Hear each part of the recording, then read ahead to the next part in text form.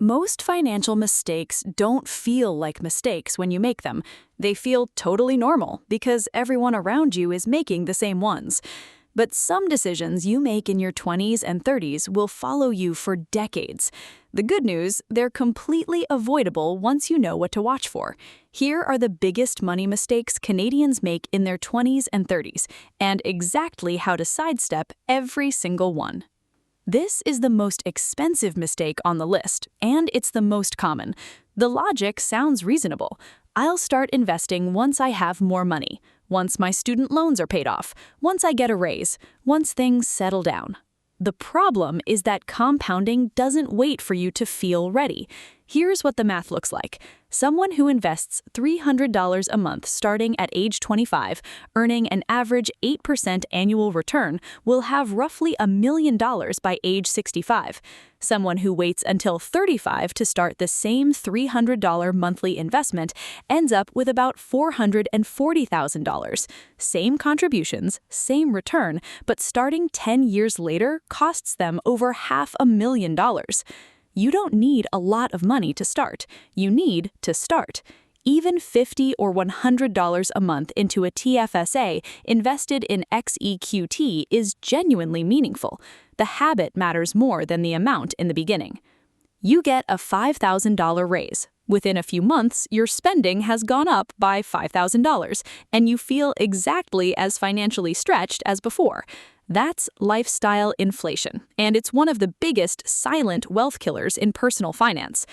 Every time your income goes up, your savings rate should go up before your spending does. A simple rule: when you get a raise, direct at least half of the after-tax increase into your TFSA or RRSP before you adjust your budget. You'll still enjoy more of your income, but you'll also be building wealth in parallel instead of watching every dollar disappear into a slightly nicer version of your current life. A lot of Canadians have their TFSA open, but the money inside it is sitting in a savings account, earning 3 or 4% interest. The TFSA is not a savings account. It's a tax shelter. The account type just means the growth is tax-free. What actually drives the growth is what you invest in. Leaving money in a TFSA savings account instead of investing it in a diversified ETF like XEQT is the equivalent of having a Ferrari in your driveway and never driving it. The account is there. Use it. For any money you won't need for at least 5 years, it should be invested, not sitting in cash earning less than inflation. Canadian banks will approve you for far more mortgage than you should actually take. Just because you qualify for a $900,000 mortgage doesn't mean a $900,000 home is a smart decision.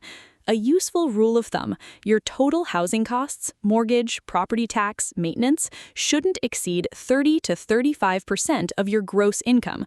If they do, you become what's called house poor, technically an asset owner, but with no cash left to invest, travel, or handle an unexpected expense. Buying a more modest home and keeping your housing costs reasonable is one of the highest leverage financial decisions you'll ever make. The difference between a 28% and a 40% housing cost ratio invested over 20 years is life-changing. Here's the summary. Start investing now, regardless of the amount. Protect your raises from lifestyle inflation. Make sure your TFSA money is actually invested, not just sitting in cash. And don't let the bank talk you into more house than your budget can handle. None of these mistakes are catastrophic on their own, but stacking them together across a decade is exactly how financially capable people end up at 40 wondering where their money went. Next week, we're covering one of the most misunderstood parts of Canadian retirement: how CPP actually works, how much you'll realistically get, and the one decision about when to take it that most people get completely wrong. Subscribe so you're there for it. See you then.